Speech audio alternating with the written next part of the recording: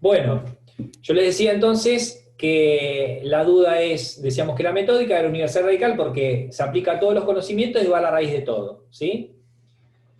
Y por último, perdón, en tercer lugar es provisoria. ¿Por qué es provisoria? Porque no es una duda eh, constante, sino que es una duda que se sostiene o se mantiene mientras tanto y en cuanto no se llega a una verdad o no se llega a una certeza. Una vez que uno llega a una certeza, directamente abandona la duda. Esto lo vamos a ver que lo hace Descartes. O sea, Descartes va a ir dudando de diferentes cosas y en algún momento va a llegar a una certeza y automáticamente cuando accede a una certeza o una verdad, va a abandonar esa situación de la duda. ¿Está? Cuando se le presenta una verdad o una certeza que sea indubitable, que es algo indubitable en lo cual no puedo dudar. ¿Está? Como por ejemplo un axioma. Si los axiomas de la matemática decíamos que era una certeza para la matemática. ¿Está? Después vamos a ver que para Descartes aparecen algunas certezas. ¿Sí? Y por último, que es teorética. ¿Qué significa que es teorética? Que se aplica a todo conocimiento que quiera ser o quiera pretender ser verdadero. ¿Sí? Que se me presente como verdadero y no lo es. ¿Sí? ¿Se acuerdan que nosotros a principio de año, cuando trabajamos con Jasper y vimos el tema de la duda, hacíamos referencia a esto de que no es una duda existencial, ¿sí? No es una duda de qué hago con mi vida o qué decisión tomo, ¿sí? Acerca de tal cosa, sino que tiene que ver con el conocimiento. Y poníamos como ejemplo, hay un montón de ejemplos, ¿no? Pero poníamos como ejemplo dudar de, por ejemplo, qué sé yo, el impacto de los medios de comunicación en la forma de pensar, ¿sí? De la ciudadanía o de las personas. O, por ejemplo, dudar de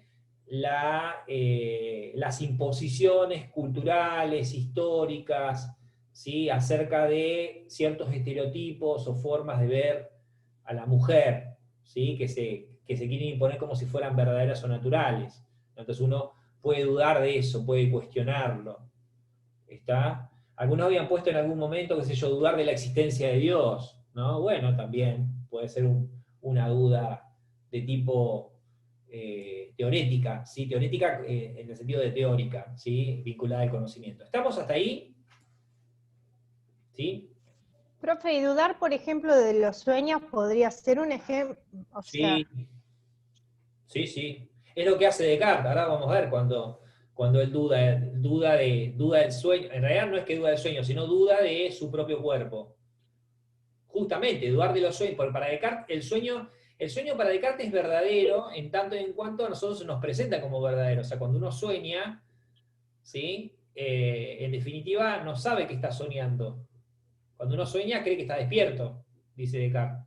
Y esa imposibilidad de poder diferenciar entre el sueño y la vigilia es lo que lo lleva a decir, bueno, a ver, mi propio cuerpo de alguna manera no me resulta fiable para darme cuenta cuando estoy durmiendo o estoy despierto, porque parece que el cuerpo siente de la misma manera cuando está despierto que estoy durmiendo, ¿no? Qué sé yo, cuando uno, qué sé yo, siente dolor, está durmiendo y siente dolor, o está soñando y siente dolor, ese dolor es dolor, ¿no? Uno no dice estoy soñando, ¿está? o sea que el sueño sería evidente hasta que me despierto.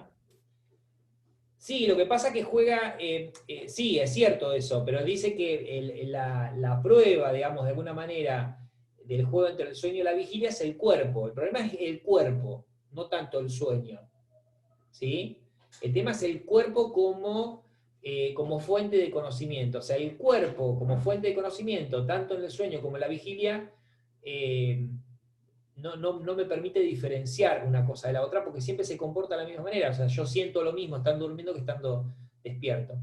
Descartes igualmente, ¿sí? Respecto del sueño, lo va a cuestionar, obviamente, porque estar dormido o estar soñando, de alguna manera, es vivir en una pantalla, de alguna manera, en una mentira, ¿no? Es algo de lo cual hay que dudar. ¿Estamos? Bien, vamos entonces a ver de qué cosas duda Descartes, ¿no? Vimos las características de la duda y vamos a ver de qué cosas duda Descartes. Bien.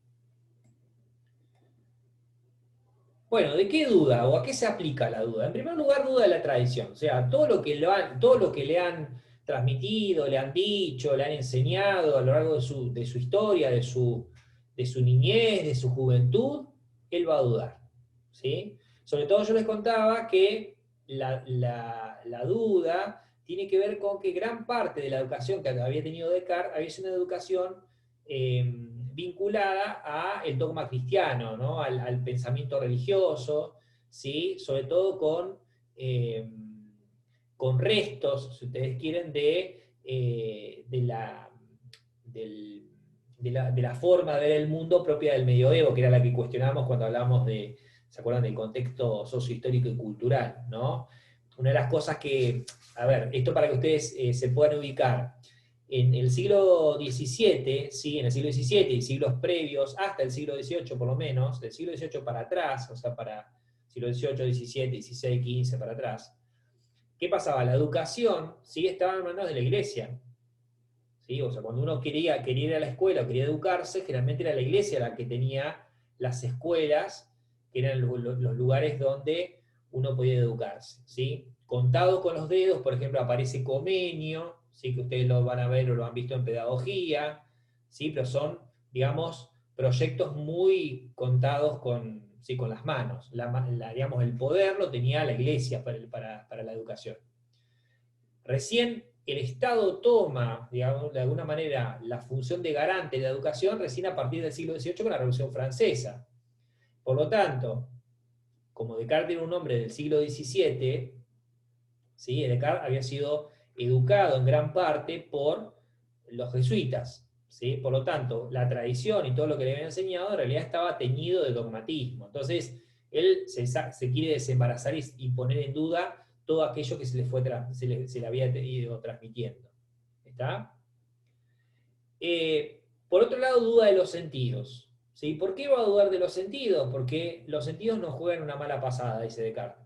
Si constantemente tenemos experiencia, esto lo hablamos en la clase pasada, de que los sentidos nos han engañado en algún momento. ¿Sí? Ya sea la vista, ya sea el oído, el tacto, el gusto, ¿sí? A veces nos pasa que nos juega una mala pasada. Podemos dar miles de ejemplos, ¿no? En este caso Descartes utiliza como ejemplo, ¿sí? Cuando uno, por ejemplo, está navegando en un bote a remo, ¿sí? Y uno mira el remo que se hunde en el agua y el remo parece que está doblado, ¿sí? Cuando en realidad es si usted quiere, una ficción de los sentidos, una ficción óptica, una ilusión óptica de alguna manera, porque uno sabe que en realidad no está doblado, ¿sí?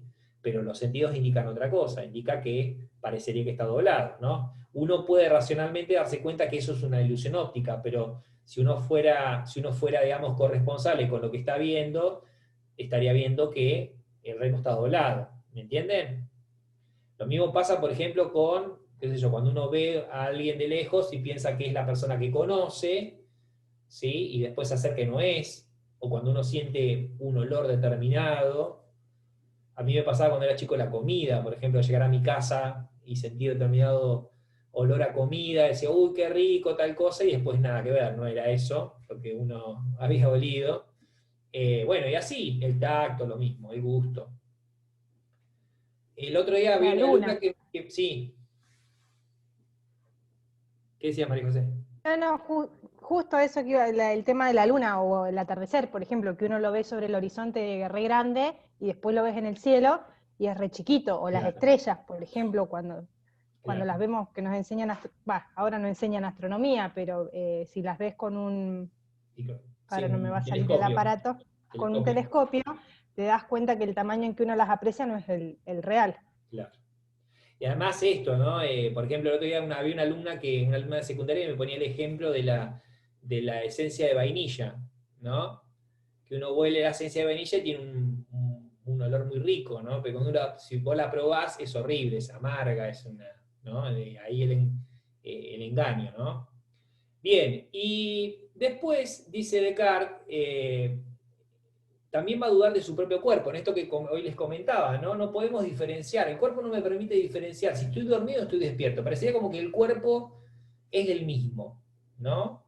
No me da datos fehacientes de si estoy soñando o estoy despierto. ¿Cómo hacer para darme cuenta? Bueno, Esta duda, esta cuestión de dudar, de no poder diferenciar entre el sueño y la vigilia, es la que usa, por ejemplo, el creador de The Matrix para jugar un poco con esto de si estamos dormidos o estamos despiertos, si no estamos en un sueño, en realidad que estamos creyendo que estamos en la realidad, en realidad estamos en un sueño, ¿no? O estamos siendo succionados por un aparato que nos marca una realidad que no existe, ¿no?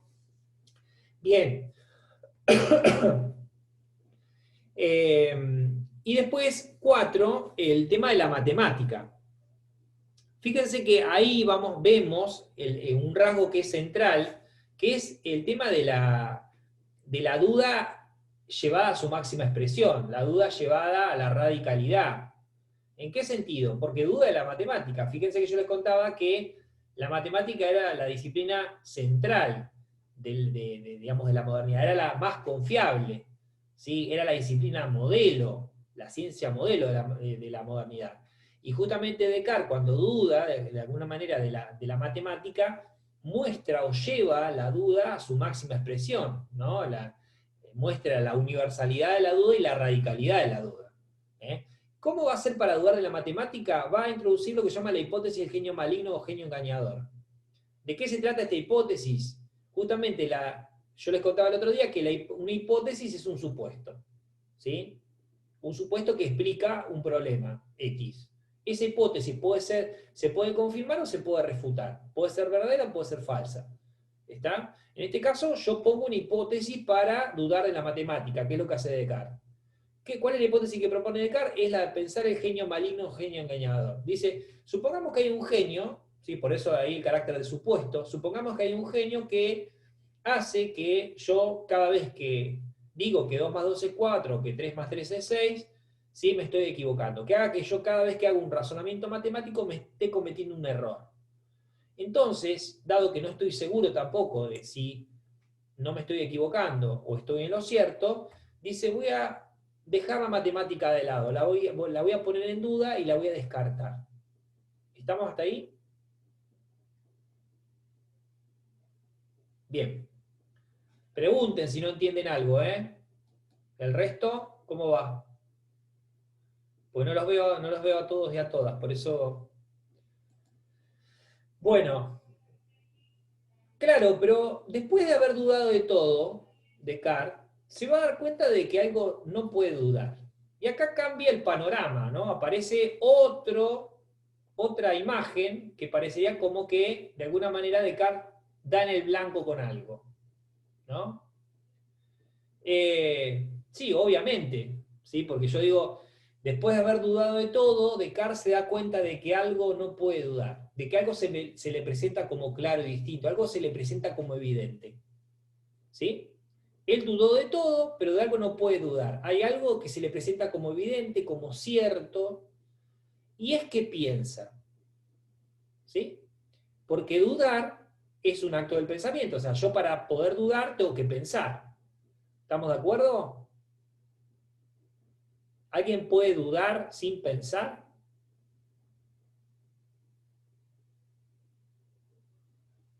No ¿Alguien debería. en términos humanos? ¿Eh? En términos humanos, nadie. Nadie. Necesitaríamos, Pero o sea, siempre necesitamos pensar. ¿Y por qué sí, en términos humanos? ¿Y qué otros términos habría? por la robótica, y bueno, porque ahora viste que A está... mí me ha pasado de dudar sin pensar y después cuando lo pienso es como que, no había ninguna duda. No sé si Bueno, solo ¿y en qué le pasa. sentido? A ver, ¿en qué sentido? ¿En qué tipo de duda?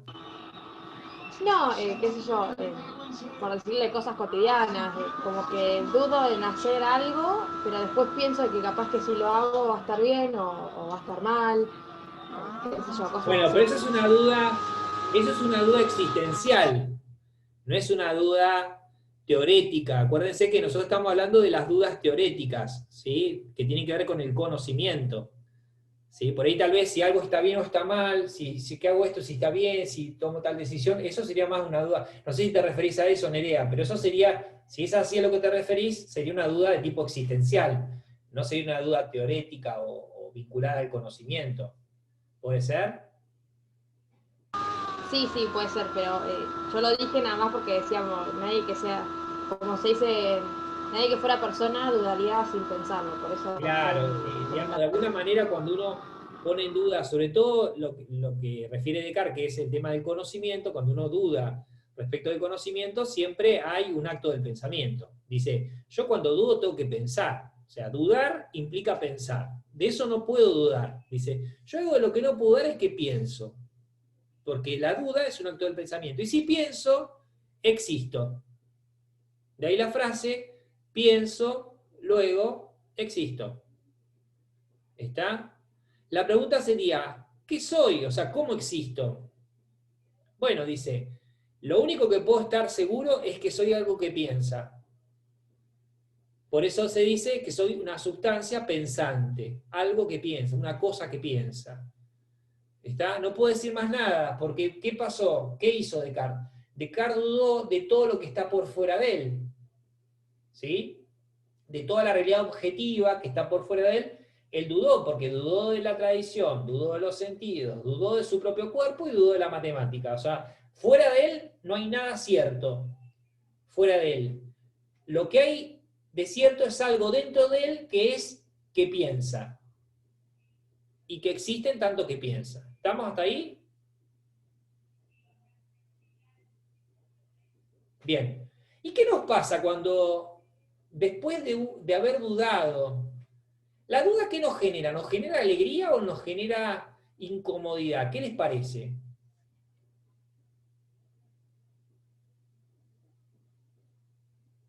Incomodidad. Incomodidad, ¿no? ¿A alguien le genera comodidad dudar de todo? ¿O la duda, la situación de duda?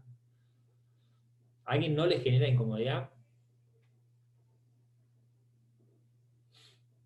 ¿A todos nos genera un poco de incomodidad dudar de las A, cosas? A Sócrates no le generaba incomodidad. ¿No le generaba, decís vos? No, qué sé yo, o sea, él sabía que no sabía nada, así que podía dudar de todo. Claro, bueno, pero él era un buscador de la verdad, o sea que evidentemente no era tan lindo estar como en la intemperie, ¿no? Yo por eso usaba la metáfora del agua, ¿no? Cuando uno duda de todo parece como que parece como que uno necesita siempre agarrarse de algo, ¿no? No sé si uno puede vivir en la duda constante, en el escepticismo constante, no hay nada cierto, porque es como que en algún momento de algo uno se tiene que agarrar, ¿sí? De alguna certeza, al menos provisoria, diría Stradinger. Pero bueno, estamos con Descartes, estamos en el siglo XVII. Seguramente Descartes no la debe haber pasado muy bien después de haber dudado tanto. Pero claro, una vez que llega una certeza, ¿qué les parece que habrá sentido Descartes cuando dan el blanco? Llega una certeza o una primera certeza. ¿Cómo se habrá sentido?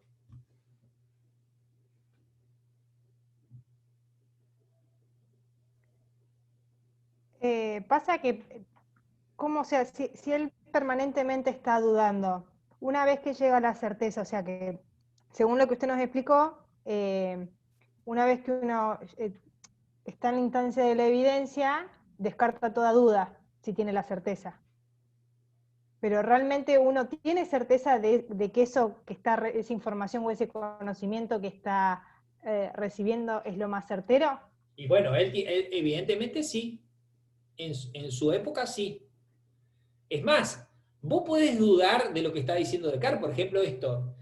¿Vos podés dudar de que él dudó? Yo no dudaría que él dudó. Viste que hizo todo un recorrido de la duda. ¿Sí? Él dudó de distintas cosas. ¿Vos podés dudar de que él piensa cuando duda?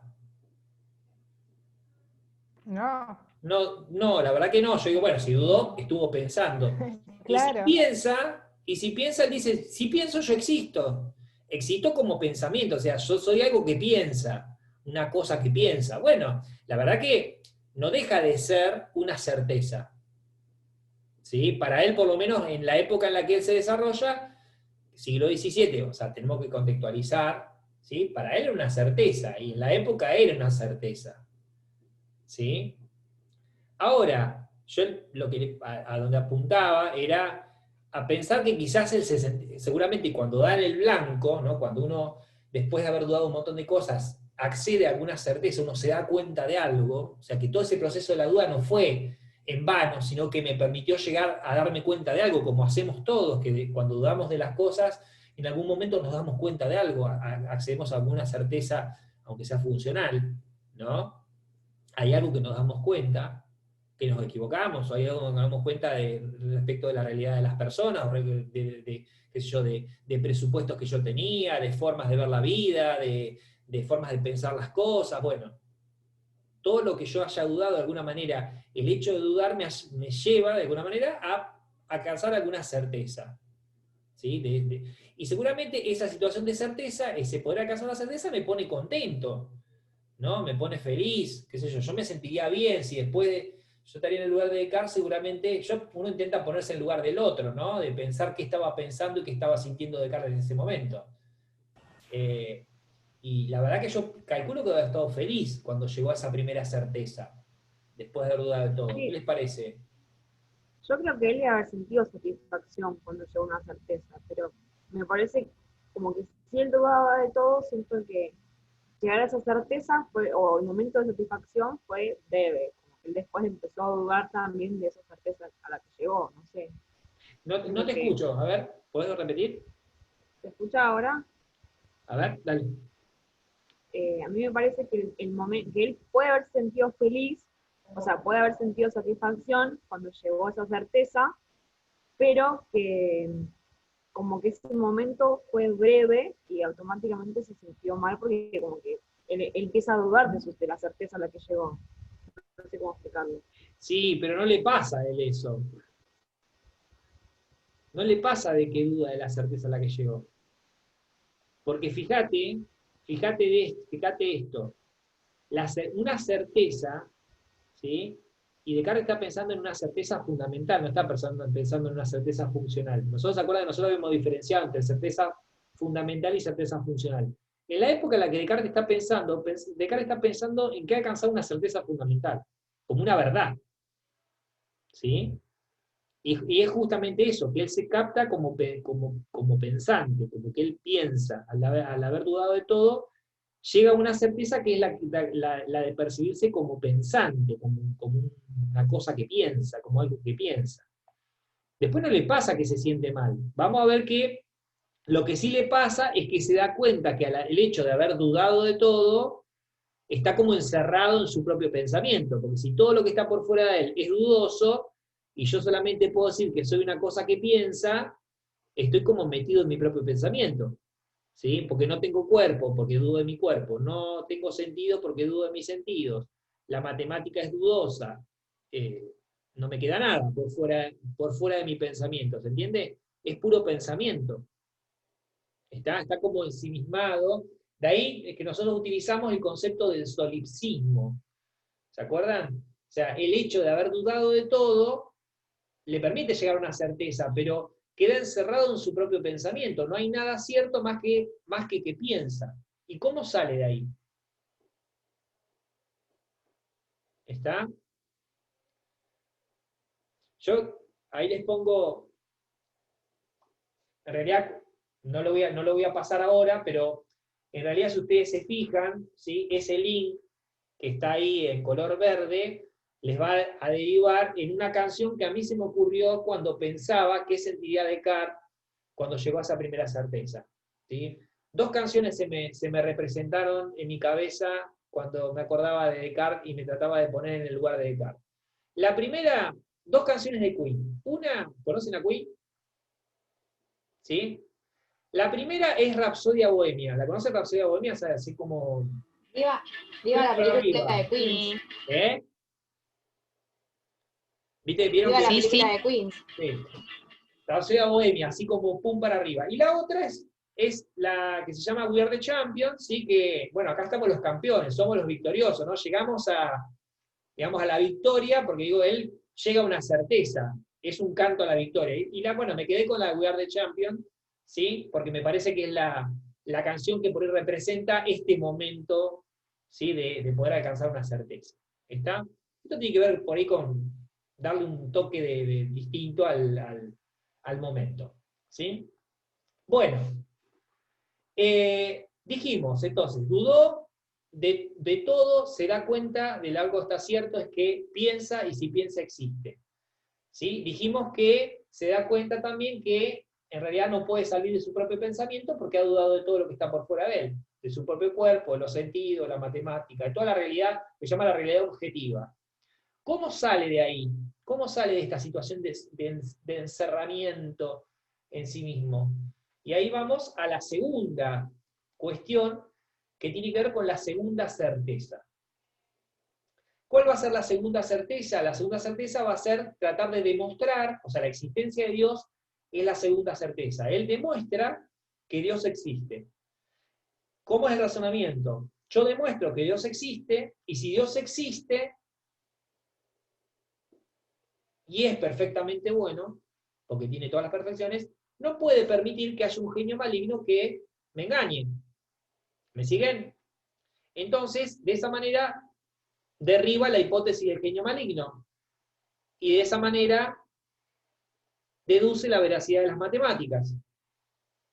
¿Se entiende? Porque la hipótesis del genio maligno era la que invalidaba, si ustedes quieren, o era la que instalaba la duda de las matemáticas. Pero si yo, al demostrar la existencia de Dios, derribo la hipótesis del genio maligno, me permite deducir o afirmar la veracidad de las matemáticas. ¿Está claro hasta ahí? ¿Se perdieron? Entonces, primera... Sí. Usted nos había explicado en la clase anterior que se le pagaba a la iglesia para llegar al cielo, ¿no? Algo así. Sí. Bueno, no es porque teóricamente si vos no pagabas ibas a un lugar malo o no sé qué idea tenían. Sí. ¿No? Sí. Y entonces, ¿por qué no pudo haber estado la existencia de un genio engañador? Eso, como que esa segunda certeza que tienen no me queda muy clara porque... Bueno, en realidad porque ustedes piensen que, vuelvo a lo mismo, Descartes está en el siglo XVII. Esta Claro, prueba de la existencia de Dios es cuestionada. Es cuestionada. Así como Dana la cuestiona, otros tantos filósofos se la cuestionaron también. ¿Sí? Se la cuestionan. ¿Está? En primer lugar, justamente porque es un filósofo y por la duda. Pero también es cierto que Descartes vivía en el siglo XVII. Y en el siglo Descartes nace en el fin del XVI y principio del XVII. Y estaba lo que se llama la Inquisición. ¿Sí?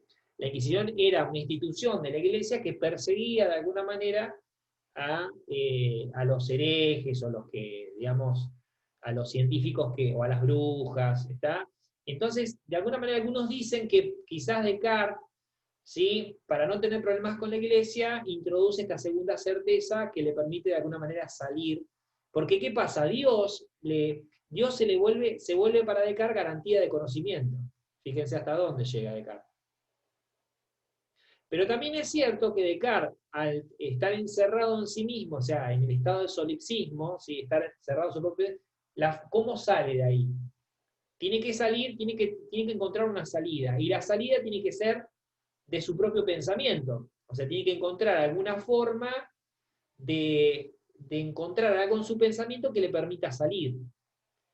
Y esa forma de encontrar algo que le permita salir es justamente la existencia de Dios. Porque él dice, Dios es una idea innata que yo tengo en mi cabeza, o sea, yo tengo una idea de un ser perfecto en mi cabeza, esa es la prueba, ¿no? Yo tengo la idea de un ser perfecto en mi cabeza, esa idea de un ser perfecto, yo no puedo ser su causa, porque yo soy imperfecto, por lo tanto alguien la tiene que haber puesto en mi cabeza. ¿Y quién es el que la puso en mi cabeza?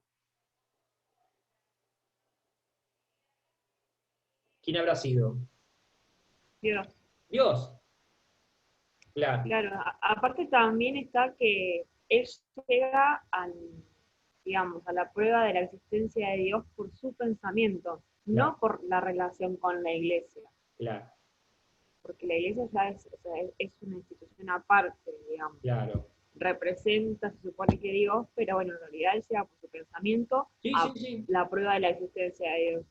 Es netamente racional. Igualmente hay un presupuesto ahí, que es la existencia de las ideas innatas. Ese es un presupuesto, digamos, que podría ser discutible. Si uno fuera yo, empirista, por ejemplo, diría, che, pero las ideas innatas, ¿de dónde las sacaste eso? ¿De dónde sacaste que hay ideas innatas? Eso podría ser discutible, pero claro, el punto de partida es la existencia de ideas innatas en la cabeza de las personas del racionalismo. Entonces, ellos presuponen la existencia de ideas innatas. Entre esas ideas innatas que dice que tengo en mi cabeza, tengo la idea de un ser perfecto. Y ahí es como va deduciendo, pero es cierto lo que dice María, lo va deduciendo racionalmente. Es más, cuando utiliza el argumento que nosotros llamamos argumento ontológico, que es el argumento que apunta a demostrar la existencia de Dios por el concepto de Dios, también es un concepto, es un planteo interesante, porque él dice, en el concepto de Dios que todos tenemos, en la idea de Dios que todos tenemos en nuestra cabeza, o sea, uno sea creyente o no, tiene la idea de un Dios, de algo. Después que exista o no exista es otro tema. Pero podríamos decir, si yo les digo, la idea de Dios la tenemos en la cabeza, sí, en algún momento pensé en Dios, qué sé yo, pensé que no existe, pensé que es una farsa, o pensé que sí existe, depende. ¿Sí? Ahora diría Descartes, bueno, esa idea que vos tenés en tu cabeza, ¿sí? De Dios, ¿qué características tendría que tener ese Dios para que sea Dios?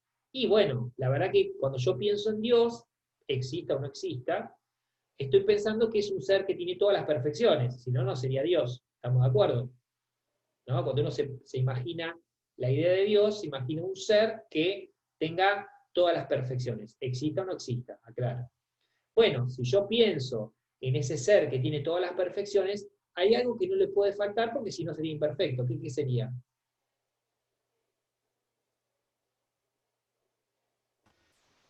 Como algo que no le puede faltar.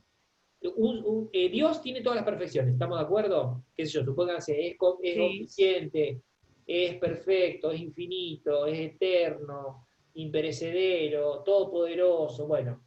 La verdad absoluta puede ser. Tiene la verdad absoluta porque es omnisciente.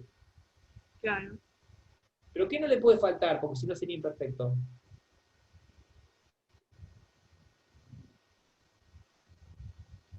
La existencia. Ah, No le puede faltar la existencia, porque si le claro. falta la existencia, sería imperfecto. ¿Entienden? Esa Claro. es la prueba que hace Descartes también, llama la prueba ontológica, la prueba del concepto, digamos, que tiene que ver con la idea de Dios, ¿no? Si la idea de Dios encierra todas las perfecciones, hay algo que no le puede faltar, que es la existencia, si no sería imperfecto. ¿Entienden? Bueno, Sí, sí. son demostraciones porque Descartes necesita demostrar la existencia de Dios. ¿Para qué? Para salir del estado de encerramiento mental en el que está, Claro. metido en su propia cabeza, porque el hecho de demostrar la existencia de Dios le permite derribar la hipótesis del genio maligno y decir, bueno, entonces las matemáticas, ¿sí? Podemos afirmar o podemos deducir las matemáticas. ¿Estamos? Una vez que deduce la matemática, puede dar cuenta de que no solamente él es una sustancia pensante, o hay una sustancia pensante, sino que por fuera de él hay sustancias o cosas que son extensas, o sea, que ocupan lugar en el espacio. ¿Utilizando qué? Utilizando las categorías matemáticas. ¿Sí? La matemática, justamente, las categorías de la medida, ¿sí? Que mide determinado diámetro, ¿sí? Que tiene determinadas extensiones, por eso habla de la sustancia extensa. Utiliza las herramientas de la matemática para dar cuenta de la realidad que está por fuera de él. Entonces, hay una sustancia pensante que es el mismo, que es el sujeto que piensa, y por fuera de él están las sustancias extensas, que son las cosas que ocupan lugar en el espacio. ¿Sí? Y no dice más nada. ¿Estamos? Sí, lo que a ustedes tiene que quedar en claro es las dos certezas, o sea, la duda y las dos certezas las que arriba. El yo pienso y la existencia de Dios que le permite salir del estado de solipsismo y poder deducir la veracidad de las matemáticas. ¿Estamos? ¿Alguna duda les queda? ¿Pueden volver a mirar el texto? En el texto hay cuestiones que nosotros tratamos acá que no aparecen. Por ejemplo, la segunda certeza. No está en el texto. La primera sí. ¿Está? No está desarrollada la segunda certeza. Está nombrada, pero no desarrollada. Por eso digo que la idea es que con la clase que tienen escrita, más esta presentación, más el video que les voy a subir, más el texto, ¿sí? Puedan, digamos, construir y puedan comprender el tema. ¿Estamos? ¿Sí? Bueno. Dejamos acá porque tengo filosofía con niños ahora, a las 7:30. Que hay compañeros que sufren, que me tienen que sufrir de vuelta, 1 hora más. Bueno, estamos entonces, para la próxima clase entonces vamos a empezar a trabajar, el viernes que viene vamos a trabajar con Hume, con el empirismo de Hume, ¿sí? Así que lean el texto por favor, hagan el esfuerzo, traten de servirse de este soporte, ¿sí? De esta presentación, miren la clase, está ahí, en base a lo que fuimos trabajando, lo tratan de entender, ¿sí? Cualquier duda me hacen alguna pregunta específica la clase que viene si no entendieron algo específico, no entendí nada, sino algo específico. Ya no entendí la prueba de la existencia de Dios. Bueno, lo volvemos a ver. Pero preguntas así bien concretas. ¿Está? ¿Estamos? Bueno, esperen un poquito, no se vayan todavía, vamos a dejar de compartir. Espérenme que saco una foto de los que están presentes. A ver. Profe, además... No a ustedes, sino le saco foto a los nombres que están al costado. Sí, dígame. Hume, Kant, Nietzsche, ¿se Nietzsche, dice? Nietzsche. ¿Y vamos a ver algún filósofo más? Marx. ¿Usted estima? Marx. Bien. Foucault. ¿Sí? Bien. Y después vamos a trabajar con la unidad 3, que es el tema de la filosofía y la educación. ¿Sí? ¿Está? O sea, reflexiones filosóficas acerca de la educación. Con este marco que tenemos todos, podemos entrar a la educación para reflexionar un poco sobre el tema educativo, que es para lo que ustedes se están formando, ¿no? Bien. Bueno. Que tengan un buen fin de semana. ¿Foucault está vivo, profe? ¿Cómo? ¿Foucault está vivo?